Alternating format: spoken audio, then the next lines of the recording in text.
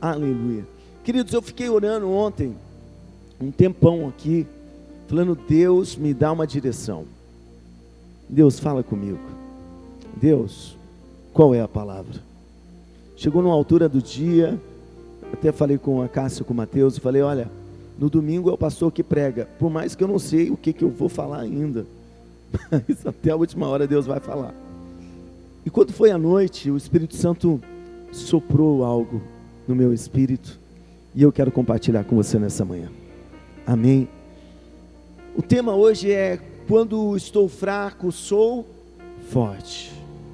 Quando estou fraco, sou forte. É a loucura do Evangelho, né? A pregação do Evangelho, a Bíblia diz que para os que perecem é loucura. Se você chegar numa pessoa que não está em fé e falar assim: ó, quando você está fraco, você está forte, a pessoa vai falar: você está louca. A pessoa vai falar: você não tomou remédio hoje, né? Eu acho que você não está bem. Como assim? Quando eu estou fraco, eu estou forte. É o que a palavra diz para aqueles que estão em fé. Segundo aos Coríntios 12, do verso 1 ao 10, diz assim: em verdade que não convém gloriar-me, mas passarei as visões e revelações do Senhor. Conheço um homem em Cristo que há 14 anos, se no corpo, não sei, se fora do corpo, não sei, Deus o sabe, foi arrebatado ao terceiro céu. E sei que o tal homem, se no corpo, se fora do corpo, não sei, Deus o sabe, foi arrebatado ao paraíso, e ouviu palavras inefáveis, que ao homem não é lícito falar. De alguém assim me gloriarei eu, mas de mim mesmo não me gloriarei, senão nas minhas fraquezas. Porque se quiser gloriar-me, não serei nécio, porque direi a verdade, mas deixo isso, para que ninguém cuide de mim mais do que em mim vê ou de mim ouve.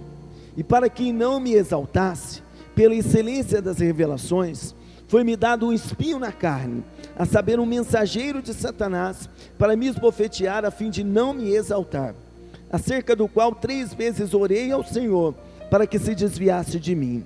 E disse-me: a minha graça te basta, porque o meu poder se aperfeiçoa na fraqueza. De boa vontade, pois me gloriarei nas minhas fraquezas, para que em mim habite o poder de Cristo. Por isso sinto prazer nas fraquezas, nas injúrias, nas necessidades, nas perseguições, nas angústias por amor de Cristo, porque quando estou fraco, então sou forte. Aleluia. O apóstolo Paulo aqui, se você prestou atenção na leitura, e se você é um pensador, você viu que ele começou a falar ali de alguém, né? Na terceira pessoa, falando dele mesmo, que teve revelações, subiu ao céu, teve visões, e ele fala assim: de um homem assim eu vou me gloriar. Daí depois ele volta atrás, e daí ele diz assim, que para que ele não se exaltasse, diante de tudo que Deus liberou na vida dele, foi dado a ele um espinho na carne. E daí ele falou: Deus, me livra desse espinho na carne, desse mensageiro de Satanás. E o Senhor disse para ele: olha, a minha graça te basta. Em outras palavras, Deus disse: não, a minha graça te basta, o meu poder se aperfeiçoa na fraqueza. E daí ele entende. Daí ele fala assim: eu vou gloriar, eu vou sentir prazer nas fraquezas, injúrias e necessidades, e perseguições, nas angústias, por amor a Cristo. Porque quando eu estou fraco, eu sou forte. Aleluia, forte. Ele tinha algo que lembrava ele da sua humanidade. Ele lidava com algo que fazia ele lembrar que ele era pó. Que por mais glorioso que fosse o mistério de Deus na vida dele, Deus era poderoso, Deus é extraordinário, mas ele ainda continuava sendo pó. A nossa fraqueza, querido, sabe, nos faz lembrar dessas questões, que fomos criados do pó da terra, que não somos tão bons, como às vezes o inimigo sopra no nosso ouvido, né? As nossas fraquezas, os espinhos que Deus permite, eles nos mantêm com os pés no chão, para a gente não se exaltar. Eu já vou dar um spoiler do final. você pode ver que os grandes homens, grandes mulheres que caíram, foram pessoas que se esqueceram quem eram e se exaltaram. Gente no Brasil, que Deus honrou de uma forma tão linda, em Maringá, Deus levanta um homem que na sua época sacudiu o Brasil. Deus levou o Brasil lá. E eu lembro que eu via os programas de rádio, e ele era duro, chamando os pastores e suas caravanas, e falando para eles levarem os dízimos, isso tudo pela rádio. E as pessoas iam, e Deus usava. E um dia eu fui num evento e vi lá na igreja várias cadeiras de roda penduradas, amuletas, por conta dos sinais que Deus fez, dos milagres que Deus operou. E eu respeito tudo isso. Só que em determinado momento, o ser humano se esqueceu que o tesouro era o Espírito Santo e nós, vaso de barro. E daí o ser humano quis profetizar a volta de Jesus, porque Jesus vai voltar em 1900 e... Alguém conhece a história? 99. Foi isso ou não foi? 1999. Por quê? Porque se esqueceu da sua limitação. Porque se esqueceu que tem coisas que Deus não revelou aos homens, que só compete ao Pai. Está comigo ainda? E daí foi o grande tropeço da sua jornada, do seu ministério. Algo que era tão extraordinário acabou de uma forma muito negativa. Por quê? Porque se esqueceu quem era. Querido, nós somos apenas vasos nas mãos do oleiro, mas a glória é dele, a honra é dele, o louvor é dele, amém? Tudo é ele. O espinho na carne, na vida de Paulo, era para que ele não cometesse esse tipo de erro, e lembrasse quem ele era, o que Jesus fez na vida dele, e que por melhor que ele estivesse, ainda era a graça de Deus na vida dele, amém, queridos? Então, o fraco é forte, o forte é fraco. O cara que não, eu sou forte, pastor, eu sou bom, deixa comigo, ele é fraco. A queda de uma pessoa, ela começa aí. Não, deixa, eu sei fazer. Não, deixa que eu domino. A queda começa aí. Olha o que a palavra diz em Deuteronômio 8:11. Contudo, tem cuidado em relação a ti mesmo, a fim de que não esqueças do Senhor teu Deus, e não deixes de cumprir seus mandamentos, doutrinas e decretos que hoje te ordeno.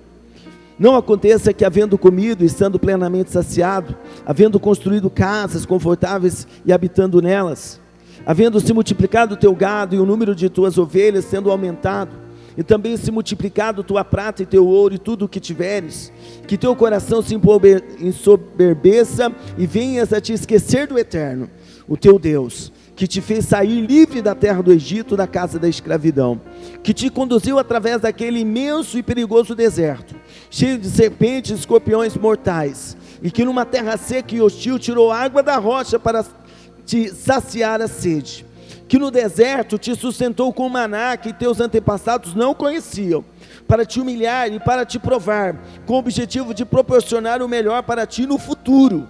Portanto, não digas no teu íntimo, a minha força e o poder do meu braço me conquistaram estes bens e riquezas. Antes te recordarás de Yahvé teu Deus, porque é Ele que te dá força e capacidade para gerar riqueza, confirmando a aliança que jurou a teus pais, conforme hoje se constata claramente. Deus está falando com o povo de Israel antes deles entrarem na terra prometida. Deus está falando, olha, eu estou conduzindo vocês, vocês vão entrar, vocês vão prosperar nessa terra, vocês vão viver uma outra realidade, mas olha, não se esqueça do Senhor, Ele dizendo, Não se esqueça que no deserto saiu água da rocha para vocês beber. Não se esqueça que eu cuidei de vocês. Não se esqueça de onde eu tirei vocês e aonde eu estou colocando vocês. Não se esqueça que o Senhor é aquele que te dá força para prosperar. É Ele. Daí ele diz: não digas no teu íntimo, a minha força e o poder do meu braço me conquistaram esses bens e riquezas. Sabe, querido, a nossa força nos afasta de Deus. Tem gente que quando fica bem se esquece de Deus. Tem gente que quando fica bem se esquece que quem levou ele até aquela realidade. Está entendendo? No deserto está lá dependendo. Não tem opção, né? Não tem opção. Deus, água, Deus, água sai da rocha. Deus, e aí estamos com fome. Deus dá o maná. Deus, maná de novo. Deus dá carne. Uma dependência. Mas Deus falou que chegaria um tempo que eles viveriam uma outra realidade. E não era para eles falar: olha, eu estou bem por causa da minha força. Eu estou bem porque eu sou bom, porque eu sou forte. Deus falou: não diga isso. Querido, Paulo disse assim, não que sejamos capazes de nós mesmos, mas a nossa capacidade vem de Deus. Humildade, querido. E a gente está falando de humildade aqui, eu não estou falando nem de humildade com o homem, eu estou falando de humildade com Deus. Minha mãe um dia disse para mim assim: Cássio, filho, seja humilde. Uma pessoa humilde cabe em qualquer lugar. Tem gente que quando está forte, o último lugar que ele aparece é na igreja. O último lugar que ele aparece é na casa do Senhor. E tem gente que eu estou em oração e eu sei que um dia ou outro vai entrar aqui. Vai chegar. Porque, né, a vida, o mundo, um dia ou outro vai buscar Deus. Porque, Deus tem seus meios de nos atrair. Agora a nossa força nos afasta da presença. A palavra fala em 2 Samuel que Davi, num tempo muito bom da vida dele, ele cometeu erros. 2 Samuel 2:11 diz: na época da primavera, no tempo em que os reis costumavam sair para as batalhas, o rei Davi enviou Joabe, com ele os seus oficiais e todo o exército de Israel, e eles destruíram os amonitas e sitiaram a Rabá. Entretanto Davi permaneceu em Jerusalém. Querido, se você puxar a ficha de Davi, quando ele cuidava das ovelhas do pai dele, ele tinha que lutar com urso, com leão. Estava lá, sabe? Quando o profeta foi na casa do pai dele, ele não estava em casa de bobeira, ele estava lá cuidando das ovelhas. Se você for acompanhando, você vai ver que surge um gigante na história ali, e está todo mundo com medo, e o Davi está lá, indo lá servir os irmãos dele, e houve lá a afronta do adversário, e daí ele quer saber o que era aquilo, o que o rei prometia. Daqui a pouco ele fala: pode deixar que o teu servo vai lutar com esse gigante. Daí o servo fala: não, mas você é muito novo, você não pode. Daí o Davi conta uma historinha para ele: não, o teu servo um dia estava cuidando das ovelhas, veio o leão, eu lutei com o leão, matei o leão, Deus me deu força e eu venci o leão. Outro dia veio um urso e quis arrebatar as ovelhas, e Deus me deu graça, eu venci o urso, matei o urso, e assim será com esse gigante. Daí quando ele chega na frente do gigante, o gigante zomba dele, ele fala: não, você vem com lança, com espada, eu vou no nome do Senhor. Olha o Davizão aí, tá entendendo? Eu vou no nome de Deus. Só que chegou uma fase da vida dele que tudo estava assim, tudo legal, os boletos pagos, já reinando, servos servindo, estava no alto. Querido, é quando você está bem que você tem que vigiar mais. É quando a gente está bem que a gente tem que vigiar mais, porque o inimigo não desistiu de ser inimigo. E a palavra diz que era um tempo que os reis costumavam ir para a batalha. O Davi estava tranquilo: vou ficar em casa, vou ficar aqui no palácio, vou pegar uma Netflix, vou ficar de boa. Joabe, vai lá e resolve para mim. Foi o tempo, pastor, de eu ficar lutando, orando, buscando. Agora eu não preciso mais. O da visão estava assim, e ficou lá no palácio. E o que a Bíblia diz? No verso 2: um dia após o almoço, depois do almoço, Davi levantou-se depois de ter dormido um pouco. Que faceiro. É bom dormir depois do almoço, pessoal? Vamos ser sinceros. Não é aquele cochilo. Ele deu aquele cochilo. Olha isso. E foi passear no terraço do palácio. No terraço avistou uma mulher que banhava-se. Notou que era uma mulher muito bonita. Davi desejou saber quem era aquela mulher. Ao que lhe informaram, o nome dela é Batseba, filha de Eliã e esposa de Urias, teu servo Eteu. O que acontece agora? Davi fala para o servo dele: traz ela aqui para a gente conversar. E daí ele conversa, daí ele deita com ela. Daí, daquele pecado, ela fica grávida. A Bíblia diz: um abismo chama outro abismo. Maridão estava lá servindo ele na batalha, chegou. A mulher grávida, ele falou: vai ficar com a tua mulher. Ele não quis. Daí ele teve uma ideia que o diabo deu para ele: eu vou mandar esse cara para a batalha e vou falar para o exército se retirar. Ele vai morrer lá, eu caso com ela, ninguém vai ficar sabendo. E aí foi. Mas quando que isso aconteceu? Quando ele estava bem. Querido, quando você pensa que está forte, você está fraco. Você abaixa a guarda. Você começa a conversar com quem você não devia. Você começa a olhar coisas que você não deveria olhar, porque não, eu estou forte, eu não vou pecar, pastor, eu só vou olhar. Só que tudo começa pequeno. Ele começou olhando. Não, ele começou ficando em casa, na hora que devia estar na guerra. Aí ele dorme, fica de bobeira, depois ele vai lá fora e fica só olhando. Daqui a pouco ele conversa com o soldado. Aquela conversinha boba, sabe? Você viu quem passou? Você conhece? Essa aí é a mulher do cara lá. Ele está onde? Está viajando, trabalhando. E aí foi. Querido, muito atento, nós precisamos prestar atenção. Nós estamos vivendo a melhor fase como igreja, amém, pessoal? Só que o Espírito Santo vem e fala que é para nós ficarmos atentos, para nós vigiarmos, está entendendo? E não ficar se achando forte, sabe, continuar dependendo de Deus, continuar entendendo que nós somos homens que dependem do Criador, do Deus que fez os céus e a terra. Aleluia. Na prosperidade, continue dependendo do Senhor, sabe, na sua boa fase, continue dependendo de Deus, continue tendo tempo para Deus, está entendendo? Tempo para estar na casa de Deus, para cultuar, para adorar. Nossa, mas você não é empresário agora? Eu continuo sendo filho de Deus, que depende de Deus, amém? Eu preciso adorar a Deus, servir a Deus, aleluia. Em Daniel capítulo 4, verso 28, fala sobre Nabucodonosor, diz assim: afirmo, pois, que tudo isso aconteceu comigo, o rei Nabucodonosor. Só para você entender, o Nabucodonosor teve um sonho, ficou perturbado, ninguém conseguia decifrar.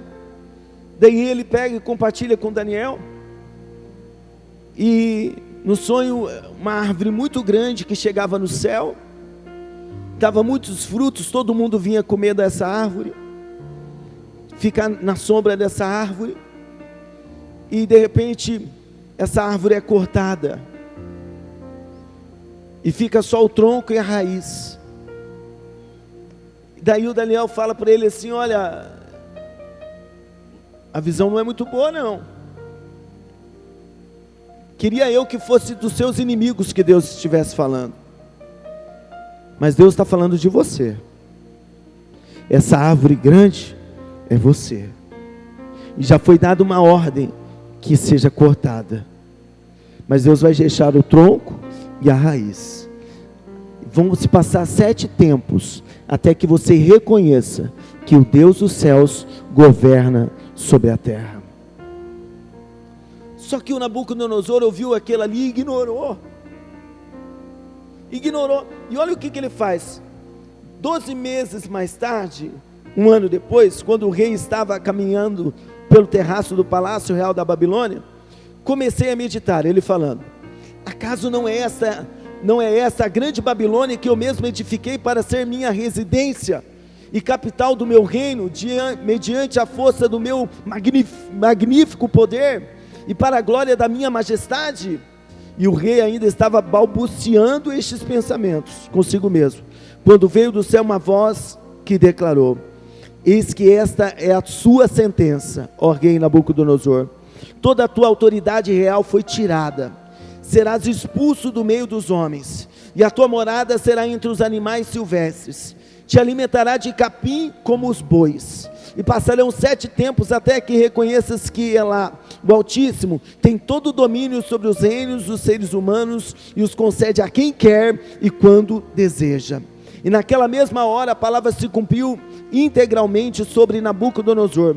Ele foi expulso do meio dos seus e de todos os homens, e começou a comer grama na companhia de bois. O seu corpo passou a ser molhado pelo orvalho do céu, até que seus cabelos e pelos crescessem como as penas da águia, e as suas unhas como as garras das aves.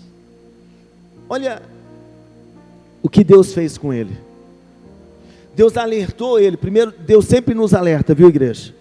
Deus sempre nos alerta. Ele usa pessoas. Ele usa pessoas. Teve gente que Deus me usou para alertar aqui, que a pessoa olhou para mim e falou assim: não, pastor, isso não vai acontecer. Tem história, querido, que a gente já sabe o final. A gente já viveu muita coisa. Isso não vai acontecer. E depois, acontecer. Deus usa Daniel, falou: olha, se humilha diante de Deus, porque Deus vai cortar você. E ele ignorou. Um ano passou, ele esqueceu, e daqui a pouco ele está olhando: olha aí, pessoal, tudo que eu fiz, o grande reino que eu criei, a casa que eu edifiquei, olha a Babilônia, que forte que ficou, debaixo do meu poder. Por quê? Porque Deus estava usando a Babilônia para julgar os povos da terra, e principalmente o seu povo. Só que ele não entendeu que era Deus. Ele achou que era ele. Ele achou que era a força dele. E quando ele se exalta diante de Deus, ele foi humilhado, porque todo aquele que se exaltar será humilhado. E ele foi pastar com os animais, comer grama. Ele ficou louco. Suas unhas cresceram, ficou perturbado por 7 tempos ali, até que então ele reconhece que Deus era Deus sobre tudo. Se achou forte, querido. Quando eu penso que sou forte, então eu sou fraco. Sabe, vou manter a humildade sempre. O inimigo às vezes vai usar a gente para te elogiar. Nossa, Adriano, como você canta bem, irmão. Vigia. O inimigo vai na nossa vaidade.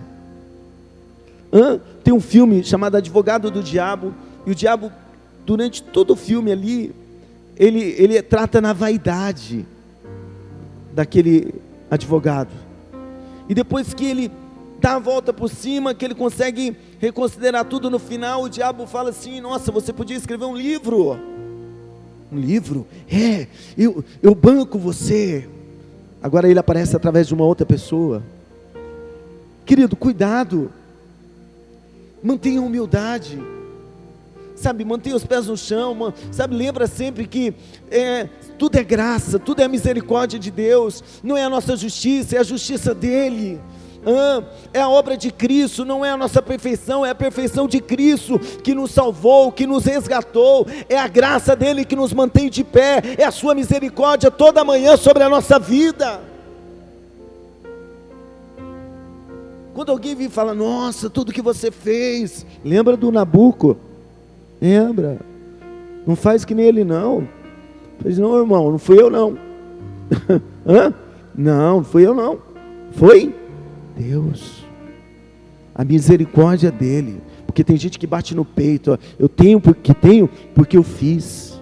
Eu tenho o que tenho, né? Daí dá uma dor de barriga e ele já está na cama.